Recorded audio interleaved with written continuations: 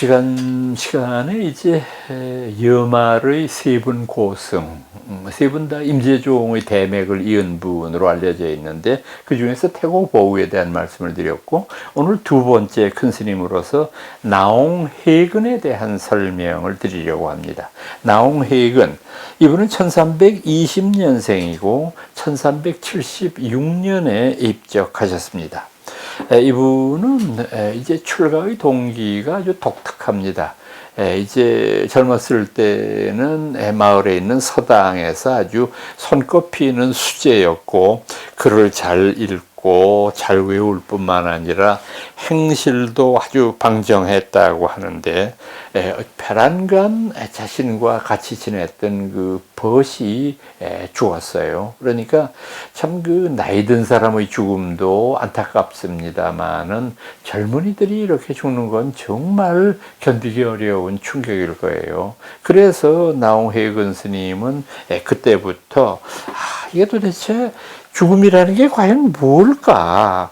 내가 이 여태까지 열심히 공부하고 참 그 출세해 보고자 많은 노력을 했지만 이렇게 허망하게 죽고 난 다음에 죽음이 뭘까 하는 의문이 떠나지를 않아서 공부를 접고 사는 그 산천을 다니면서 많은 이제 그 선사들을 만나고, 또 뭐 유생들 중에서도 공부하는 오래된 분들 또는 도가의 선배들을 찾았는데, 그 중에서 이 나홍해근 스님의 마음을 움직인 인물이 있어요.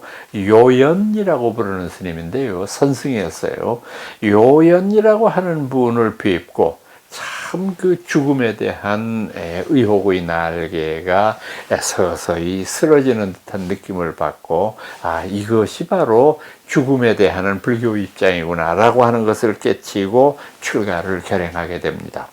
출가한 이후에 이제 이분은 역시 태고보우 선배였죠. 19살이나 위였던 태고보우의 뒤를 따라서 중국 유학을 가고, 역시 그분도 서곡 청공 스님 문화에서 공부를 했습니다.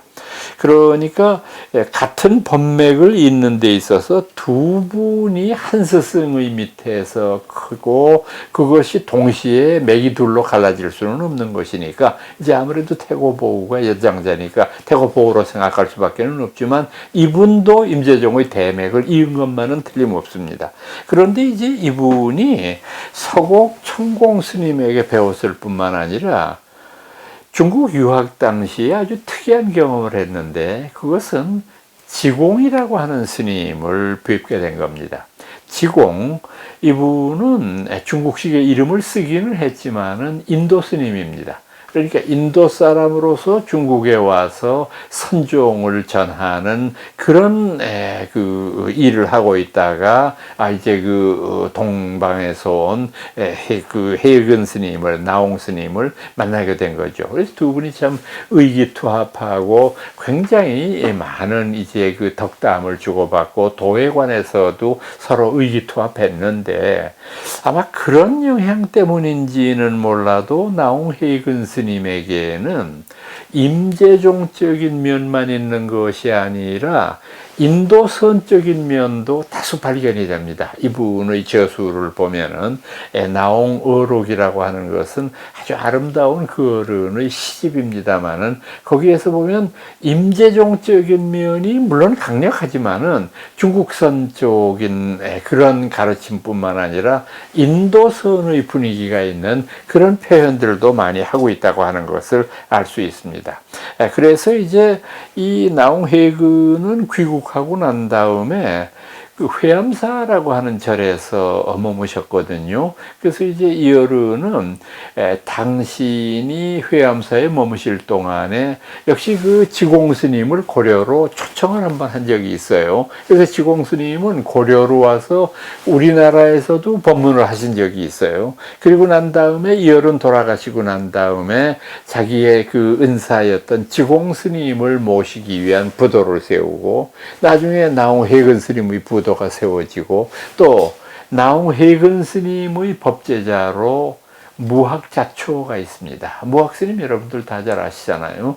조선 태조 이성계의 왕사였던 인물. 그래서 이제 세 큰 스님들의 부도가 회암사에 지금도 모셔져 있는데, 아마 이제 이런 것들도 굉장히 특이한 어떤 하나의 인연이라고 볼 수가 있는 것들인데, 그분이 시적인 어떤 이 재주가 참 뛰어나고, 정말 저는 그분의 식구를 읽을 때마다 참 위대한 시인이다 하는 생각이 드는데, 그 시라고 하는 것이 어려웠을 때에는 오히려 감동을 주지 못하는데 아주 쉬우면서도 전곡을 찌르는, 앞서 제가 여른이 나고 죽음의 어떤 그 문제에 대한 의문을 가지고 출가를 결행했다 하는 말씀을 드렸는데, 이분의 어록 가운데 이런 표현이 나옵니다. 생야일편 부운기, 사야일편 부운멸. 삶이란 한 조각 구름이 일어나는 것이요, 죽음이란 그 한 조각 구름이 쓰러지는 것일 때, 구름이라고 하는 것이 본래 실체가 없어서 건뜻 바람이 불면 없어지는 것처럼, 나고 죽음이라고 하는 것도 그 실체가 없는 것이라네. 참 아름다운 시잖아요. 이런 것은 일종의 나홍 스님의, 저는 오도송이라고 봐도 무방하다고 생각합니다. 우리가 생각해왔던 나고 죽음의 문제에 대해서 이렇게 아름다운 문자로 표현하고 있다고 하는 것이 참 놀라운 일인데, 사실은요, 나홍 스님의 주장대로 나고 죽음이 없다고 하는 표현은 우리 불교에서 이어른 이후로 계속해서 반복되는 문제인데, 그 문제를 여러분들이 관념적인 거라고 생각하시면 안 돼요. 깨달은 사람들의 안목에서 보면 나고 죽음이라고 하는 것은 없다는 것을 체득한 거예요, 이분이. 자, 여러분, 제가 오늘 죽었다고 가정을 합시다. 저와 가족들에게는 뭐 큰 문제일 수 있지만은, 저의 죽음과 상관없이 해는 동쪽에서 떠서 서쪽으로 지고 있고, 이 분주한 아침의 출근 지하철길은 법석이고 있고, 불교로 그 국한시켜서 생각하더라도 뭐 애도하는 분들도 많이 계시지만은 아무 일도 없었다는 듯한 표정을 하고 지나가고 있거든요. 즉, 나라고 하는 죽음은 거대한 80억 인구 가운데 80억 분의 1이었고, 나와 비슷한 기능과 소질과 재주를 가지고 있는 생명은 또 태어나는 것이기 때문에 내 죽음과 상관없이 생명의 도도한 물결은 흐르고 있잖아요. 그러니까 나는 죽었지만 생명은 죽은 것이 아니잖아요. 그럼 어떻게 생각해야 되느냐? 옛 선사들의 가르침처럼 나라고 부르는 이기적인 자아를 벗어나서, 나라고 하는 생명이 우주적인 자아라고 하는 것을 깨우치면 어떻게 됩니까? 나고 죽음이 없잖아요. 그런 경지를 설명하는 것이라고 볼 수 있습니다.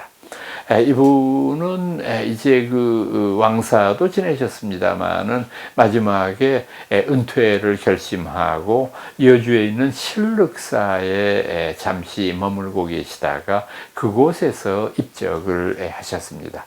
참 그 실륵사라고 하는 절에 이런 그 고승께서 머무셨고 가셨다라고 하는 것은 굉장히 어떤 중요한 의미를 갖는 것이 아닐 수 없습니다. 나홍회군은 태고 보우와는 또 다른 어떤 선맥을 잇고, 그 나홍회군이 이어왔던 선맥은 반드시 임재종적인 면이 아니라 지공이 표현하려고 했던 인도선적인 면까지를 포괄하고 있다, 이런 생각을 합니다.